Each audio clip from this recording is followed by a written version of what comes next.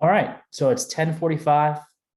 Like to kick this panel off here and get back into the virtual conference. So if anybody is joining us directly, new and hadn't been on for the first one, I'm Chris Vaccaro, the SPJ Region 1 coordinator, and really excited that you're here. We had a great chat on investigative journalism to start, and now we're going to talk about covering climate from a media perspective. Awesome panel with a lot of very skilled, smart panelists that are doing this task of covering climate. Difficult to bit science. It's obviously journalism.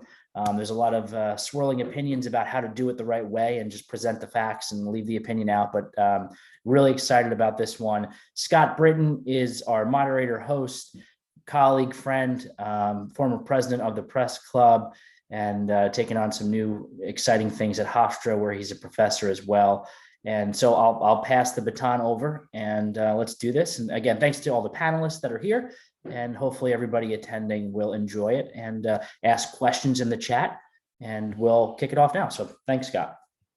Yeah, thanks so much, Chris. First, I'm super excited to be here. We're covering a difficult topic and a world-changing topic, but we have such great speakers and such great experts, so I'm very excited. And I just want to introduce them before we get going.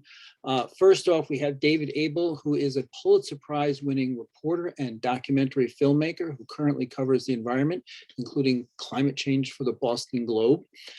We have J.D. Allen. He is a fellow Press Club board member, a native Long Islander, and he is managing editor of Stony Brook University's WSHU radio station. He also hosts the climate podcast Higher Ground, which tells the stories of communities exploring solutions to climate change.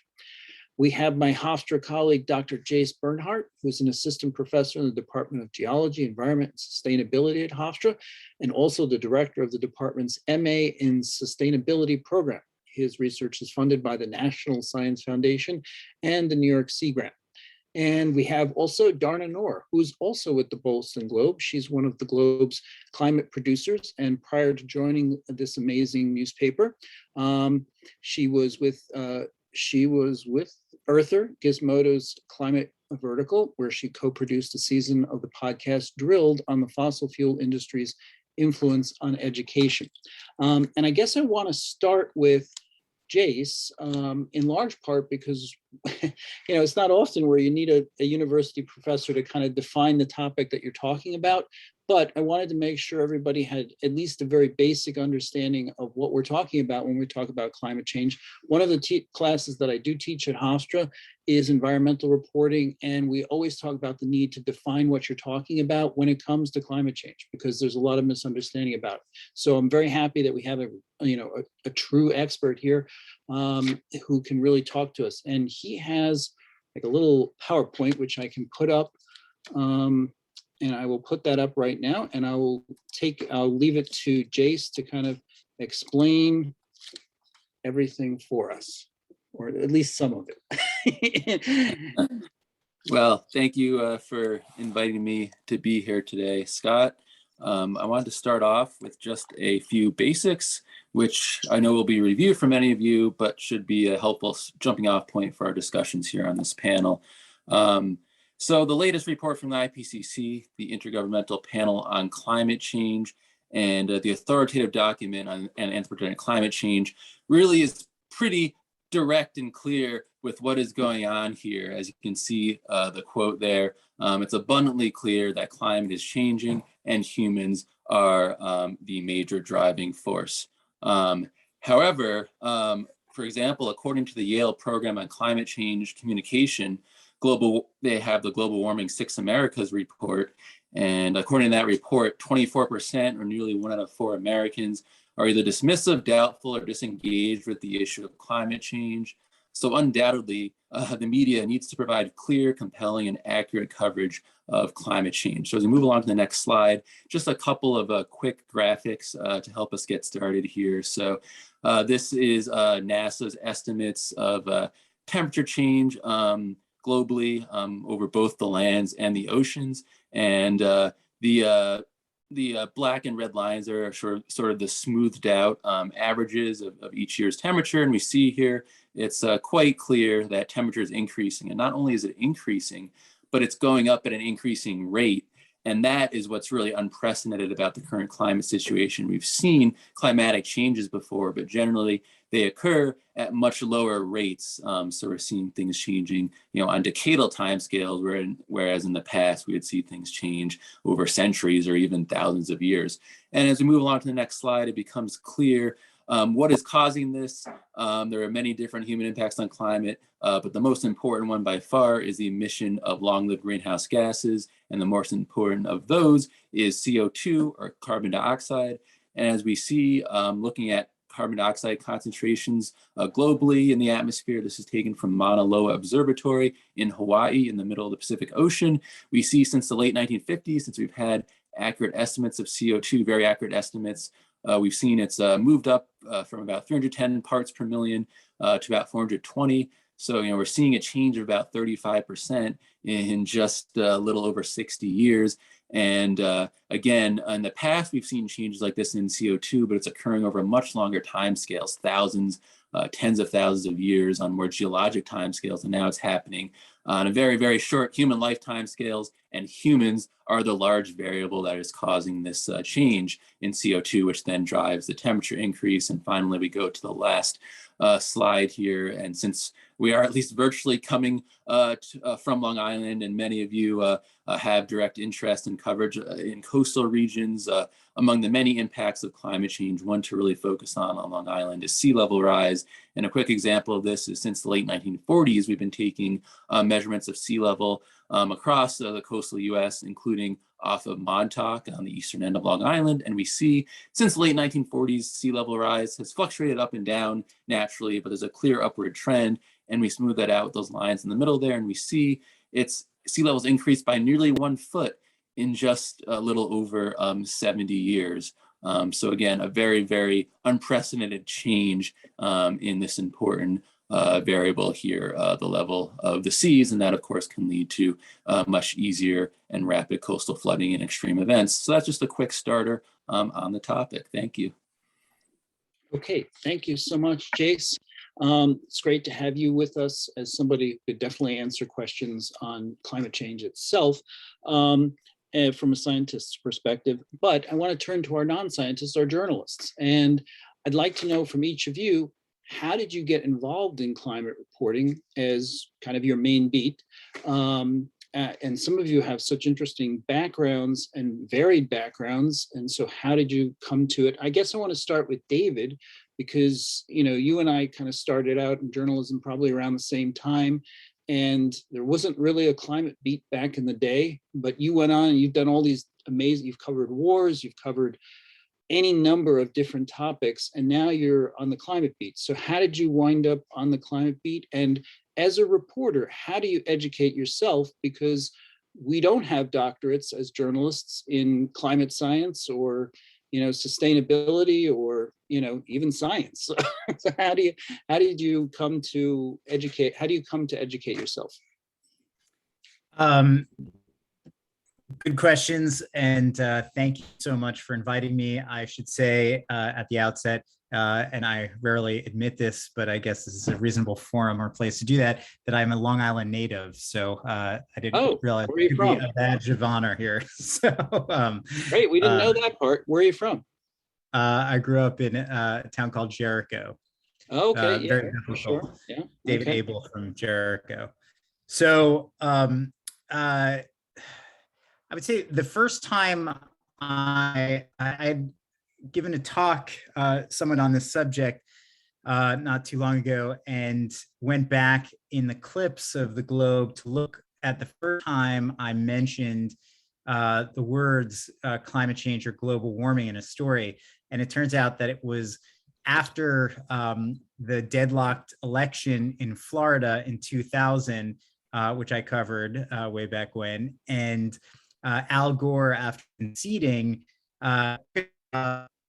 teaching at Columbia University, and I covered his first class, and I remember him talking to students about global warming, and I read I think Earth in the Balance, one of his early books, and followed Al Gore's career, and was very interested in how our planet was changing. And the thing that resonated with me from his talk was his comparison to students about writing about how journalists write about climate change, and compared it to how we write about the tobacco industry. And his argument, or actually I think it was AIDS, and his argument was that while there might be some people who suggest that the HIV virus doesn't cause AIDS or something to that effect, or that tobacco doesn't cause cancer, we don't necessarily, as journalists, we shouldn't as journalists give credence to views that are so far outside the acceptable evidence, and that don't really bear any that don't reflect the facts in any significant way, shape, or form. And so his idea and his point, and what lasted with me, was this idea of false equivalence or false balance. And that as journalists, we need to be really mindful of not including views that are just bunk or agenda driven. And it's clear, and there was arguments, maybe somewhat reasonable arguments for some period of time, that, well, there could be other things causing this warming, and it's reasonable for us to consider those, but we've long passed that point. And as far as to answer your question a little more directly, I'd been writing about environmental issues here and there in between other stories. And when the environment writer at the Globe at the time took leave to do a fellowship, I took over the environment beat at the Globe. And the environment beat extends far beyond just climate change as an issue. But as time went on, everything for the most part that I was writing about was connected to climate change in one way, shape, or another. And that became the central focus of my beat, and really has become, I would say, the most important story of our time, and will likely be for a good amount of time. So I'll stop on that. Okay, thanks so much. And your Globe colleague, Dharna, how did you get started and in climate reporting? And from your perspective, how do you educate yourself? Because it is obviously not an evolving issue. How do you keep up with the science? Yeah, thanks so much for having me. And I think, really, really great questions. Ones that I'm looking forward to hearing everyone else answer as well. The way that I got involved on the climate beat was actually through not being a beat reporter. My first job in media was actually at an independent outlet as a producer there, where I researched all sorts of issues, from foreign policy to economic issues, issues of food and supply chain, justice, and kind of found over time that so many of these issues were really deeply affected by this existential threat that was becoming clear to me. It was sort of, as David mentioned, the biggest story of our time. This was around the time that there was a US-led coalition launching airstrikes in Syria, for instance. And it became so clear to me that leaving climate change out of that story, leaving stories about drought, about increased warming in the region, we're really not doing the story justice. Or I would research housing inequality in American cities and go to different neighborhoods in the summer and realize, hey, it's actually a lot hotter in some of these neighborhoods than other ones, and it's not the wealthiest ones. And I think over time, it became clear to me that the climate crisis was not simply a story that fell onto every beat, but also a story that every beat sort of needed in order to really fully grasp. If you were leaving climate change out of any story, then you really were not telling the story in its full truth. And as a journalist, I think that was the really enticing thing to me, was being able to bring this new layer of truth to so many different stories of our time. In terms of how I stay, educated on climate science as a non-scientist myself, I mean, I think that honestly, one of the sort of coolest things about being a journalist is just the ability to ask people questions, right? So frequently, I think that part of the issue with climate science is that the climate scientists feel so far away from you, but being able to just give someone a call and admit, like, I don't understand what you're saying here. Explain this to me as, someone who's not a layperson, but someone who's clearly not, doesn't come from the same background as you is really, really important. And I think that keeping that reader in mind, keeping the reader's questions in mind, trying to anticipate those questions, I have to tell myself all the time, for instance, not to use jargon or to go back to the most basic facts over and over and over again, the way that I would want someone to do for me if I were learning about something new. Has been really important. I also think that part of what it means to stay informed on this beat is to sort of, pay attention to how the beat is changing over time and how the science is changing over time. So that means, not only sort of paying attention to the latest scientific studies, but also paying attention to what climate scientists are looking at in their studies. For instance, this recent IPCC report that I think was really groundbreaking in many ways mentioned, things that had never been mentioned in previous IPCC reports, misinformation as a key reason that climate action has been so delayed, especially in the United States. Making an explicit tie, for instance, to colonialism and explicitly calling out the disproportionate impacts of climate change. I think that in the same way that we can't give credence to, views that have been kind of scientifically debunked, it's really not telling the full story if we don't sort of express the sheer disproportionate outcomes of the climate crisis and the many faceted ways that it's affecting really every part of human society. Thanks again for having me. Thanks for being with us and taking time out of your day. And JD, so how did you get started, and how do you educate yourself? You're obviously at a university, so maybe I don't know if that plays into it. If you work with your colleagues at the university there at all.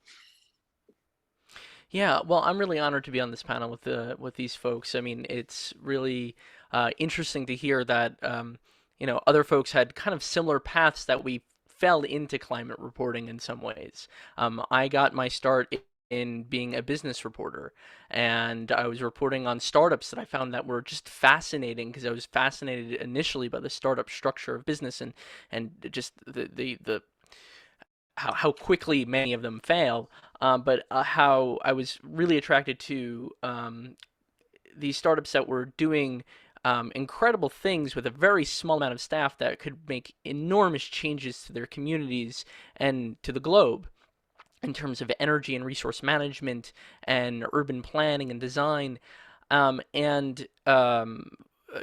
With my start in business reporting and community journalism, I was really focused on okay, so people are planning to do things that were going to reshape the way that we lived, and the why often led to climate change, that they were concerned about this existential threat. And when I got into radio and I started reporting outside of Long Island, around New England, I remained really focused on how different industries were being impacted by changes to the environment, but through the lens of what does it mean for our food supply? What does it mean for agriculture? As the region's kind of breadbasket. And so when I finally got declared a climate guy in my newsroom now at WSHU, it was because of just how much of our lives are really impacted. A lot of my early journalism was done as Superstorm Sandy ripped up the coast and drowned areas of Long Island.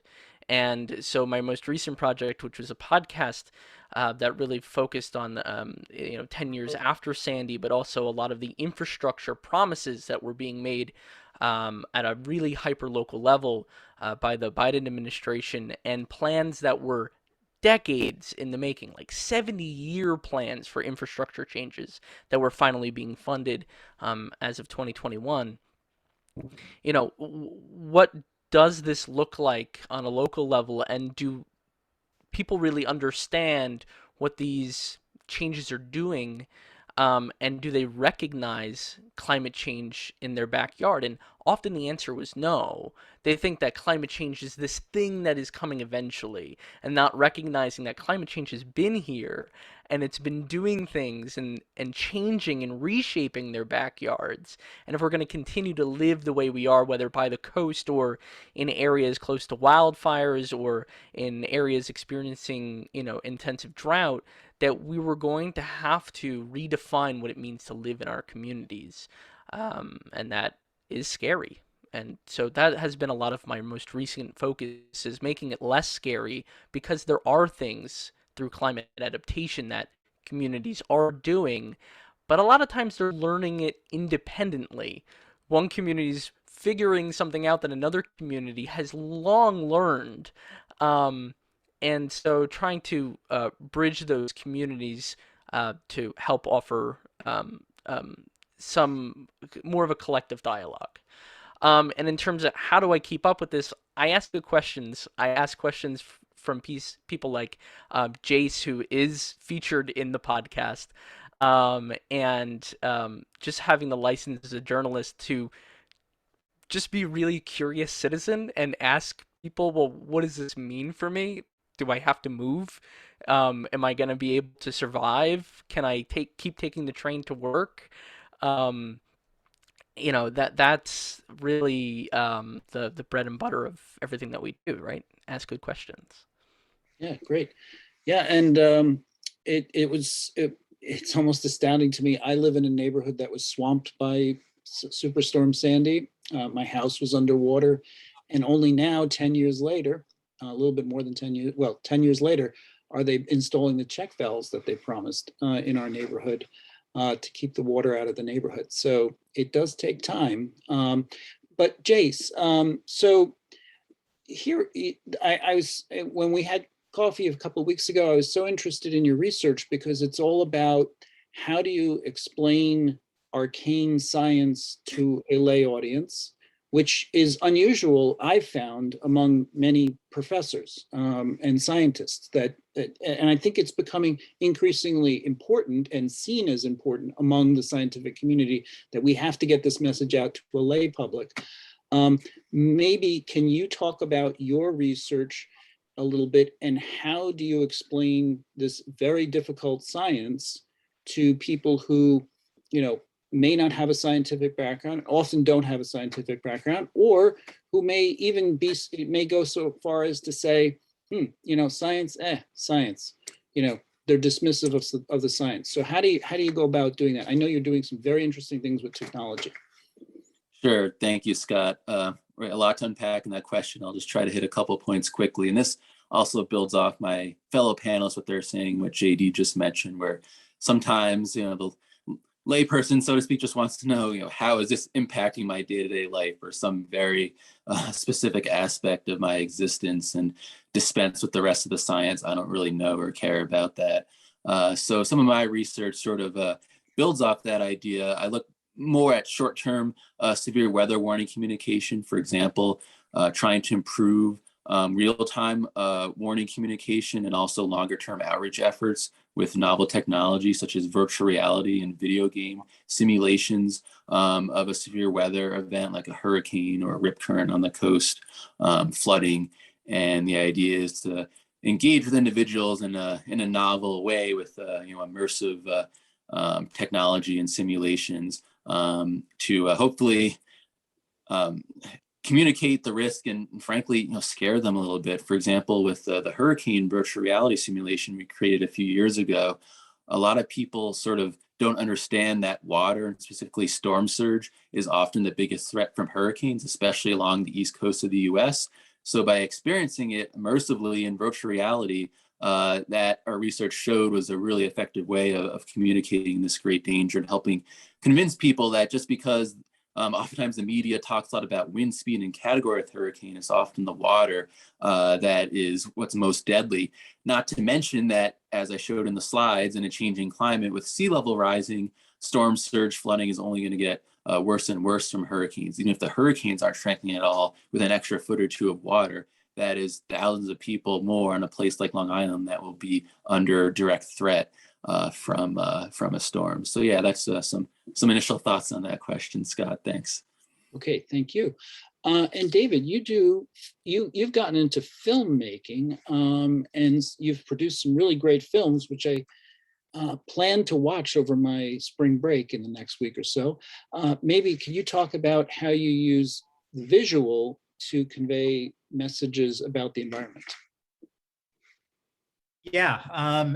So my films are an outgrowth of my reporting at the paper, and in many ways they are just a way to try to reflect, as I try to do with a lot of my reporting at the paper, that climate change is not some distant abstract threat, but one that is playing a role in people's lives now, and that is having a significant impact, and we're seeing that impact grow. And that impact is often seen most often on our oceans and in our oceans. As an example, the first climate-related film I made was a outgrowth of this reporting I'd been doing about the collapse of our iconic cod fishery in New England. Cod is what brought settlers from Europe to New England. It's what brought great wealth to Boston and beyond. We have a wooden cod that hangs from the rafters of the State House of Massachusetts in Boston, which is called the Sacred Cod, which is where we got the original name of the name for the title of our film. And what was interesting to me about this story about the collapse of the cod fishery was that cod had been overfished for generations, and yet the species continued to bounce back. But as the temperatures of the Gulf of Maine began to warm faster than nearly any other body of water on the planet, perhaps with the exception of Long Island Sound, the cod had a very difficult time bouncing back, and it plummeted to the point that the species was roughly 4% of what was considered a sustainable fishery. And that led the federal government to do the unthinkable for hundreds of fishing families and thousands of people whose livelihoods depend on the fishing industry. It led the federal government to declare a moratorium on all commercial fishing of cod. And that was just a really profound moment for me, and a reflection of how climate change was really playing a significant role. And after that, I made a film about the opposite impacts in some ways of how climate change was having an impact on our oceans and our region. And that was a film called Lobster War, which was about how the warming waters, while leading to a collapse of the lobster fishery south of New England, particularly in Long Island Sound, where I just actually this past summer spent time with the last commercial fisherman, last full-time commercial fisherman, commercial lobsterman from Connecticut, and went out on the water with him to see, what he does. And it was absolutely unbelievable to see him pull trap after trap after trap with no lobster inside. I think I feel like in all, for like a full afternoon of fishing, I think he caught maybe like 15 lobster, and half of them were in such bad shape that he couldn't sell them. But the reverse was happening further north in the Gulf of Maine, where the lobster fishery reached a sweet spot. And there's this area between Canada and the United States off the coast of down east Maine and Nova Scotia, where there's a small island that both the United States and Canada have claimed since the end of the Revolutionary War. And nobody really cared about that island until really the past decade, when the waters around that island, which both countries call the gray zone, although they spell it differently, they both started to see that the lobster population there surged. And that surge in the lobster catch led the Canadians, who long ceded those waters to the Americans, to say, we're going to fish them too. And that led to this huge conflict in which lobstermen from each side were sabotaging each other's traps and lines, and there were all kinds of threats, and the coast guards from each country sort of warding off each other's boats, and that led to a film I made called Lobster War that looked at sort of the opposite impacts, but also impacts that we're going to see more and more, where there are going to be challenges between different countries over dwindling resources, or in some cases, moving resources. In the case of a lot of fisheries, where traditional fisheries like cod and lobster are moving, and that creates all kinds of tensions.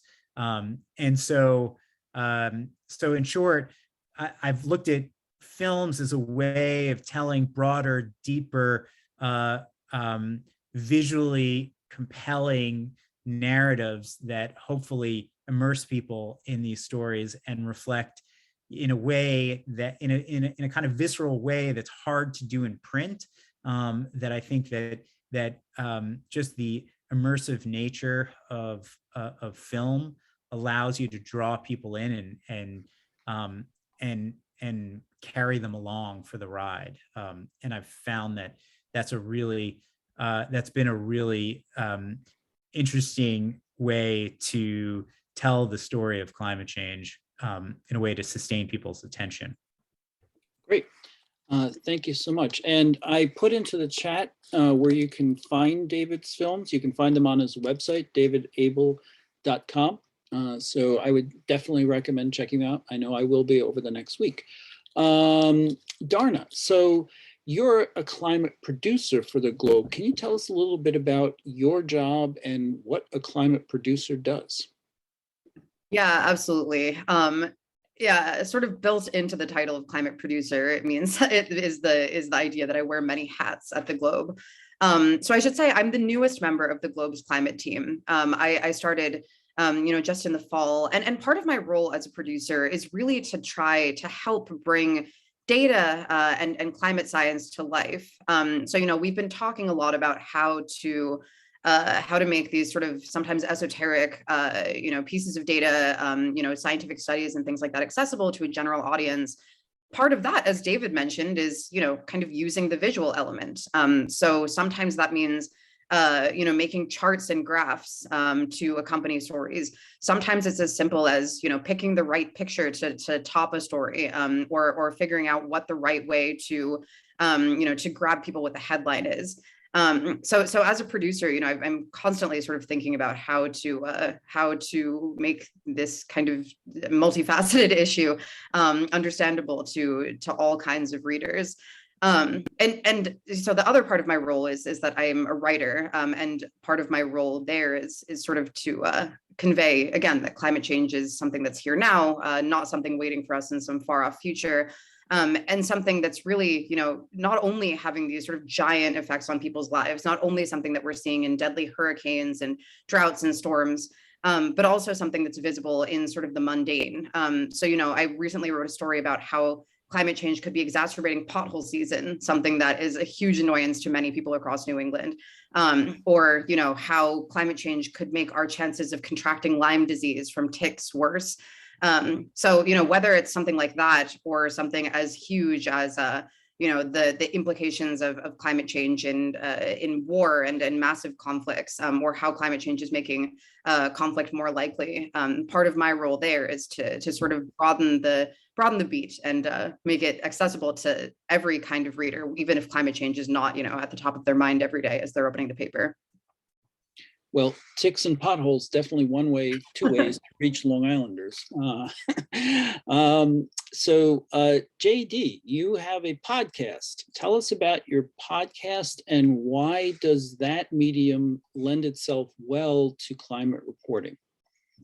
Funny, I'm listening to David talk about how excellent the visual component is, and Darna, I know of some of your work using data visualizations, which are really engaging. I've got none of that. I've got passive listeners, right? A lot of people that are engaged with podcasts are doing it while they're cooking dinner or driving kids to soccer games or at the gym, and in some ways it is what I hope as a passive listener, if we can get people passively engaging with the idea that climate change is here, then that's sorry, David. I think that is almost better than spending 2 hours and watching a movie that you are dedicated to watch and understand. Just to be a little competitive here, but so podcast through the lens of a podcast, it means that it's a lot of engaging listeners in information that they can understand and information that they can point out in their communities. And so, whether it's something like infrastructure changes like potholes or the prevalence or the disappearance of a species that they might identify with, um, like shellfish, which are and bees and just some other wildlife that are featured in my podcast. It's a way of engaging them and to make them, as they are cooking dinner or driving their cars, say, oh, wait, yeah, that's why I can't find any local honey, or that's why I'm paying, $3 for an oyster or something of the sort. So my podcast is called Higher Ground. Season 1 came out last September. I was super excited. It was the first time my small public radio station, compared to some of the giants that are in New England and in the Northeast, was able to do a dedicated climate podcast. And like I had mentioned earlier, it explores really how Long Islanders are going to remain Long Islanders in the face of climate change, how we are coping with rising tides and extreme weather, whether they identify that those are climate adaptations or not. And I'm really happy to say that it was picked up for a national special and now has been heard from coast to coast, which is really, really exciting. And so there are people that are engaging with it in, say, Oklahoma and Texas and California and Florida and New Jersey and Massachusetts and yada yada, because the people who are throughout the podcast, they could be your neighbor. While it's very coastal focused because Long Island is a coastal region, the experiences that they're talking about, the troubles of trying to protect their shoreline or protect their shoreline in the short term versus the long term. The ideas of if we are impacted by storm after storm, why don't we do something more constructive about it rather than just focus on rebuilding every time we get walloped?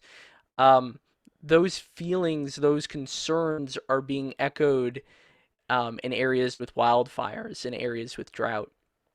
And the folks, a lot of the environmentalists, a lot of the taxpayers trying to do something different articulate that through the podcast. And I think that as listeners, it gives them pause to say, yeah, why do we keep spending all this money on putting more sand on a beach if it's all just going to wash away in the next storm? Shouldn't we be putting that money elsewhere? Or could we put money into that, but also put money into something else? I think that's what I'm hoping that the passive listener is getting from listening to the podcast. Excellent. So this is my last question because I want to reserve the last 10 minutes or so for any kind of audience questions we might have. But let's start with Dharna. One of our big focuses at the Society of Professional Journalists is obviously, and this has been talked about earlier today, bringing up the next generation of journalists. What kind of advice would you offer to a student journalist or a young journalist within their first couple of years who might be interested in getting into climate reporting? Young people are very interested in this issue, I've found, and it's become increasingly so. What's your advice? And by the way, you're very young, so. Yeah, I mean, I as somebody who is a relatively young journalist myself, I think I relate often to the ways that young people think that that climate journalism as a profession has to be. I think that, as a young person for so long, I felt really alienated from climate journalism because there was such a focus on solutions that were kind of on the individual level that it seemed pretty clear were doomed to fail. There was so much focus for so long on these, kind of beautiful long magazine stories that would get into the many, many reasons that all of these huge sort of built-in economic structures were the reason for the climate crisis in the first place. And then they would get to the end and say, this is why we all need to reduce our individual personal carbon footprints. And I think that that's really changing. I think one thing that I would say to young journalists is that the beat is really, really changing. There's so much more room, I think, now to sort of integrate those top level concerns that I think so many people have into climate journalism. And to really make clear that, the point isn't simply for all of us to make better choices. It's also to create a world where those choices are the ones that people are able to make, choices that are easy to make. I think it's pretty clear that, for instance, people will take electric buses instead of driving fossil powered cars if you make it convenient and inexpensive to do so. I think that also there's a lot more room in this beat, kind of now more than ever maybe, to integrate so many different kinds of stories. So that means that if you want to, for instance, be a cultural reporter, the Climate Beat is here to welcome you. If you want to write about movies and TV shows, climate change is such a major aspect of those forms of culture. If you want to write about food, come onto the Climate Beat, and there are so many food stories here.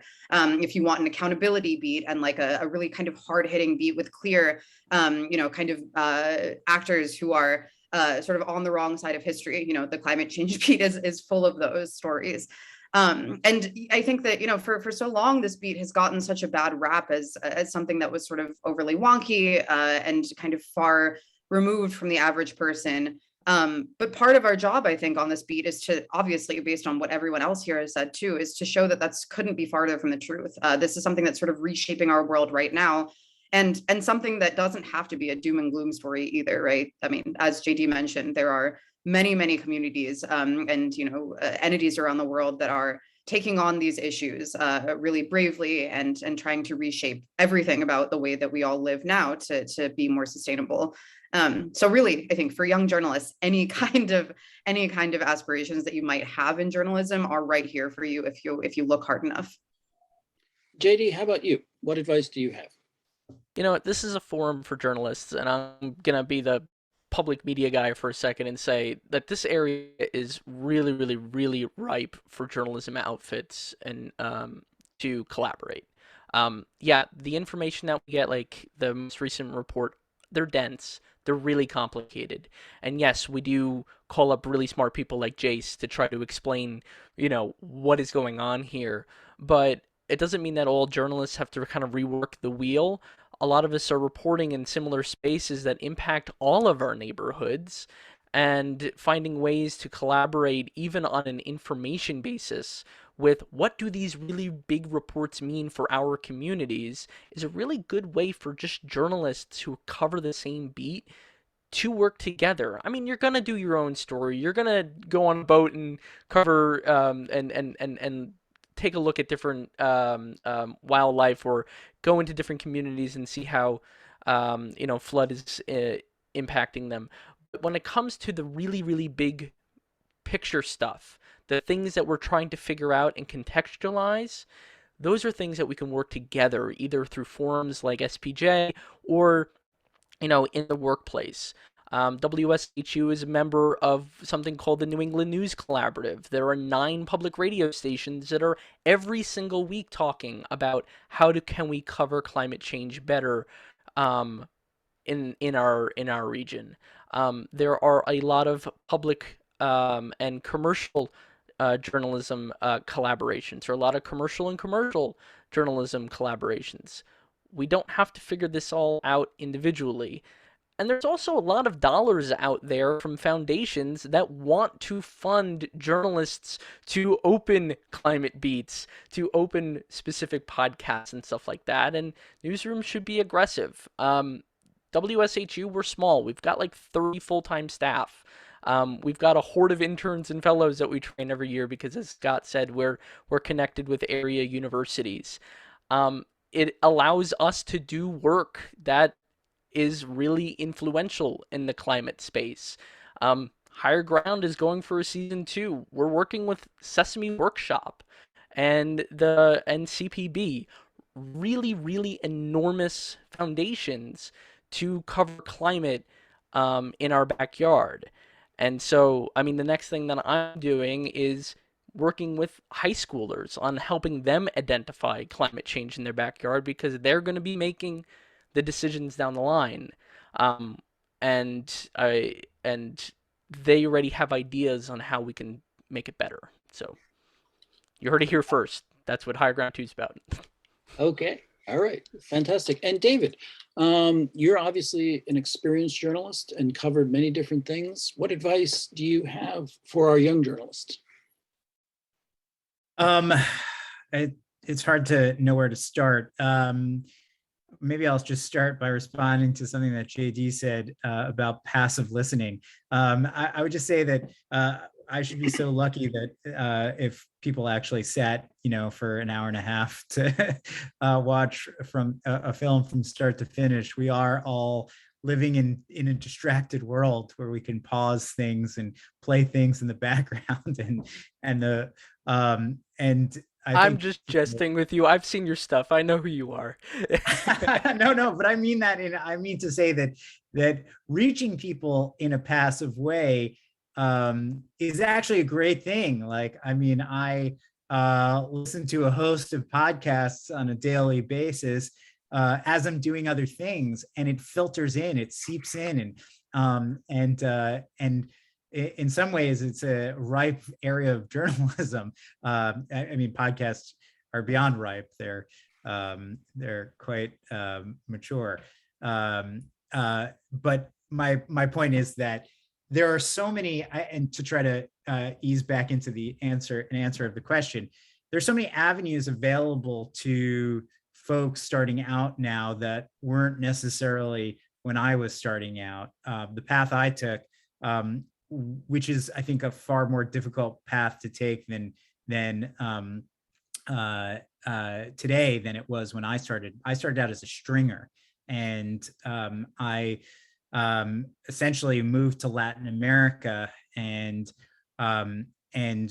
it was at a time where there were all kinds of foreign bureau or foreign desks at newspapers around the country. And after my first job in Mexico City, which I got as a result of a master's program I was doing in journalism, I moved to Cuba, and it seemed like there was a kind of opening in Cuba for journalism. The Pope, John Paul II, had visited, and it seemed like there was something of a glasnost. And I decided I was working at a newspaper in South Florida, covering a small town on the edge of the Everglades and the night cops beat. And I had this yearning to go back to Latin America. And there was this opportunity, if you were mobile and were willing to take certain risks, you could just sort of chuck it all. And I made this plan with my girlfriend at the time that we were both going to quit our jobs and go to Cuba and start freelancing for places like the Boston Globe or the Baltimore Sun or the San Francisco Chronicle. And she chickened out, and I quit my job and moved to Cuba. and that's where I started writing for the Globe and all these papers around the country, and got a really good sense of how to write stories and make relationships with editors and so forth. And that was really great. That's very difficult to do today, at least in the way I did it, just because most major metropolitan newspapers don't have foreign desks anymore, but they have all kinds of other things, like the job that Dharna is doing, didn't exist when I was starting out. And I guess my advice would be make Dharna your model. Dharna is so amazing on so many levels because she brings so many skills to the table. She is super smart about the science and the debates and the players in this subject. So whatever it is, whatever subject that you are interested in covering, and it doesn't have to be climate, but learn and study and read and become as smart as Dharna is in covering all of these issues, and then learn skills like data visualization is a hugely important element. Learn how to use the suite of programs that Adobe offers, whether it's how to cut video, or whether it's how to illustrate, or whether it's how to make pictures come alive. And of course, most importantly, learn how to write, learn how to think critically, be open to the advice of other people, share your work. And I would say practice, because every time I start a story, I feel like I'm starting with a tabula rasa. And what I mean is I have a whole lot to learn with every story I write. And every story I write, I feel like I get a little bit better. And having not just writing for yourself, which is how I started. I started writing poetry and reading poetry at poetry readings. And at some point I sort of realized that felt very solipsistic to me, in the sense of it was writing for myself, not writing necessarily for an audience, and not having my work vetted, and having your work vetted and put through other smart brains and getting feedback is a really important way of growing. So I think I've spoken enough. I'll stop there. Okay, all great advice, and sounds like you and I started out very similarly. So, all right. If anybody has any questions, if you want to put them in the chat right now, that would be great. And I guess I'll end my questions with Jase. Just what should we as journalists be doing? What advice do you have for us?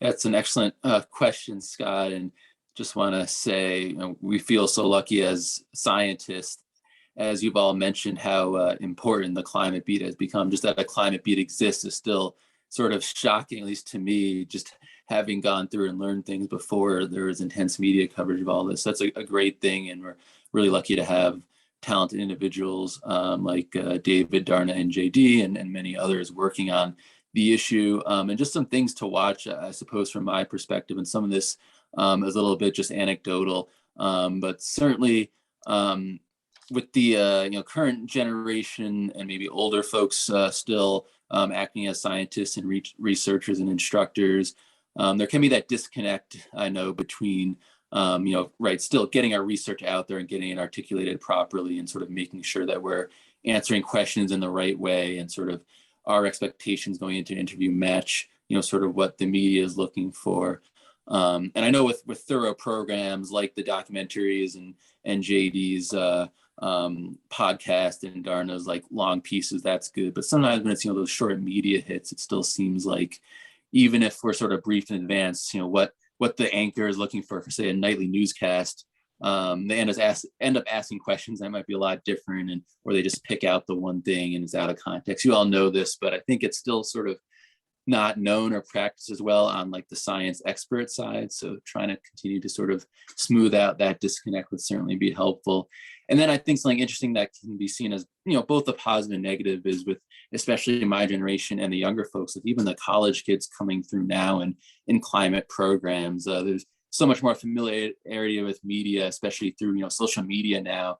A high schooler or a college student could post a photo or video of a severe weather event or something really provocative about climate, even research are doing at a very young age, and that can garner broad media coverage. So the fact now that at a much younger age, teenagers now are getting out there and getting exposure is overall a good thing, I would say, because then they'll have more comfort sharing the expertise later on in the career. But of course, there maybe is some caution there with folks trying to get into just pushing themselves and blowing things up more than they should be and posting misleading information and false data. So certainly I think use with caution, I guess, in the future with especially these younger individuals, because their relationship with the media is so much different than I think all of us when we are at that age. So that will certainly be interesting, I think. Okay, confirmation, always critical. So, all right, so let's see, I have a question here from our president. Oh, let's see, hold on. What question, all right, so I have a question here from Kate Farish. What questions should my college journalism students be asking university leaders about policies affecting climate change? And she notes that we're inland in Connecticut. So I guess why don't we start with the university folks, Jase and JD. What questions should their journalism students be asking about climate change? I just spoke, so you want to go for it, JD? I mean, I'll also say, so WSHU covers Connecticut and Long Island, so I'm very familiar with the Connecticut landscape. It doesn't matter if it's inland or coastal. I mean, you're still going to be impacted by climate change in very similar ways. While you might not have literal coastal flooding, there's still nuisance flooding and a dramatic inland flooding, especially throughout New England, that has rivers and tributaries and a whole lot of low-lying, very wet areas. If you're really pointing this towards like how students can vet the accountability of their universities. Universities are huge impactors of the community around them. Have them really look into their waste management, both organic and inorganic. Have them look into where that waste is going. If it is going into composting programs, if it's going into a different industrial use, if it's being shipped across states and ends up in a landfill up in Maine or something. Universities also spend a lot of money on what they would hope would be really climate forward initiatives. Do these initiatives work? How long have they been in place? Are you able to see change over time and start looking at just some basic data about if the money that they've invested has really gone to the impact that they've either set for themselves or that are expected of them? That's my 2 cents. And Jase, what questions should they be asking? Right. Yeah. I would just add to what JD said, and also, I'm sorry, I forgot which panelist mentioned this, but the idea of, on the international level, the U.S. is not, leading as much as it should. I think Dharna mentioned that. And same thing right at the local level, as JD mentioned, university can certainly be a leader to the surrounding communities. And one other thing just to add is, every university at this point, even smaller ones, should have a dedicated staff person to be a sustainability coordinator or some similar sort of position. So if the university doesn't have anyone like that to coordinate the efforts to promoting sustainability and limiting impacts on climate and the environment, that is certainly something to poke at and write stories about, and hopefully compel them to hire somebody for that position, because it's only going to be more important going forward. Okay, excellent. We're at just about 11:45. Chris, do you mind if we go over just a few minutes to finish answering the questions? Yeah, finish the questions, then we'll wrap it up. Okay, great. So I'm going to throw this one over to David and Dharna. And I know that this can be a difficult question, but climate change, this comes from our PCLI president, Brendan O'Reilly. Climate change is politicized to the point where acknowledging its existence is almost synonymous with perceived liberal bias. How do climate journalists get through to readers, listeners, viewers who believe it's a hoax? I guess, why don't we start with David? So I think that's becoming less of a concern as the evidence builds up in people's lives. I mean, we had a set of stories. I think one I wrote, one Dharna wrote not too long ago, where we had a study that reflected how New England is warming at a disproportionately fast rate as the rest of the planet. And then Dharna followed up with a story about how last year Boston had its warmest year on record, and 7 of the past 10 years have been the warmest years on record in Boston. And so the evidence, I think, is becoming more and more understood and is affecting people's lives in ways that maybe it hadn't necessarily before, with really warm winter days, with crazy hot summer days.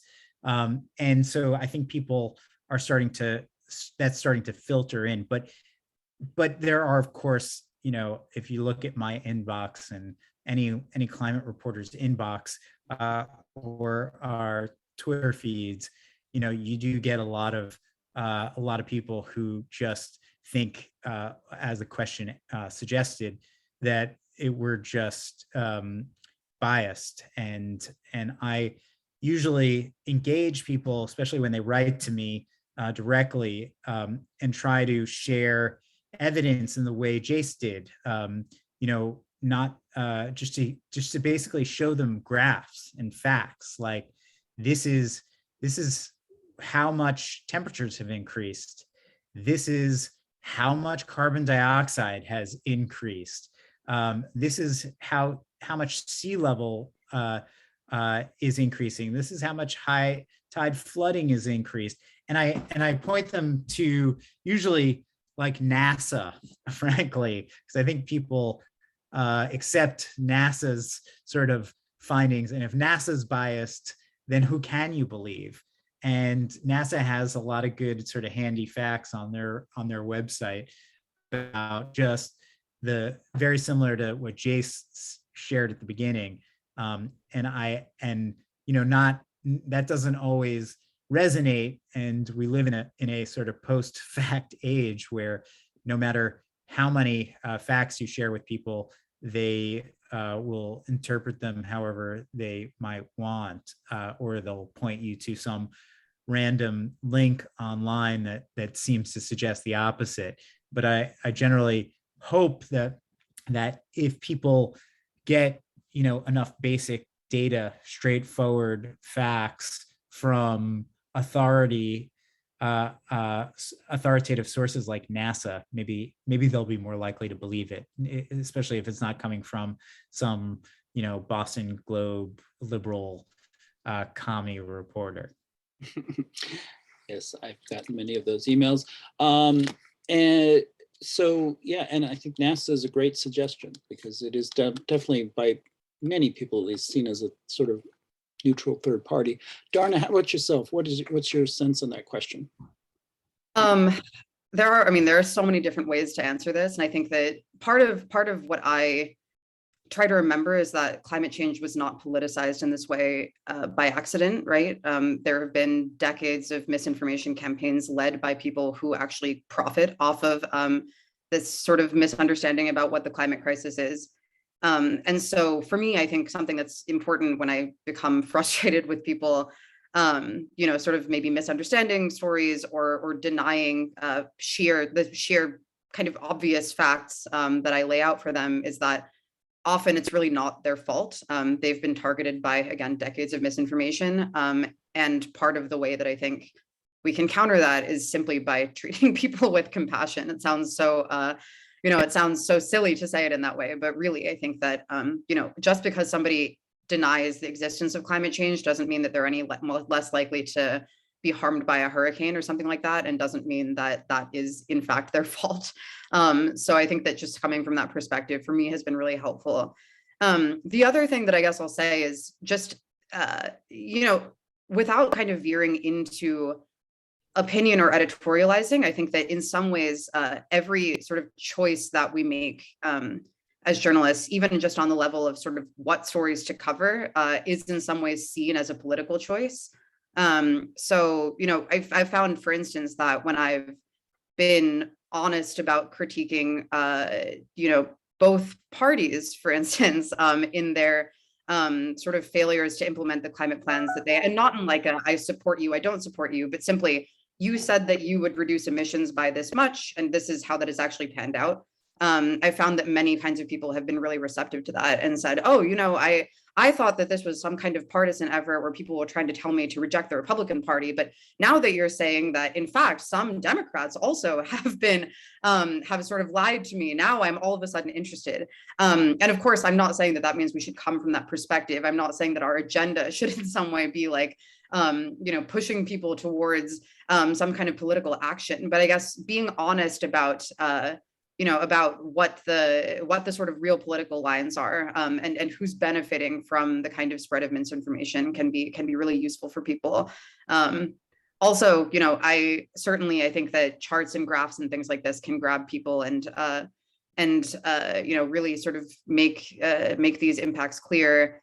But the other thing I'll say is just, storytelling is so important. I think that reminding people that this is really a story about people, and that there are characters and, kind of people who could be somebody in your life who are affected by these things can really go a long way. Sometimes it takes seeing the direct impacts and feeling them in your own life to really wake up to these issues, and showing people that these are stories that are happening to people all around them and could happen to them, I think can really go a long way.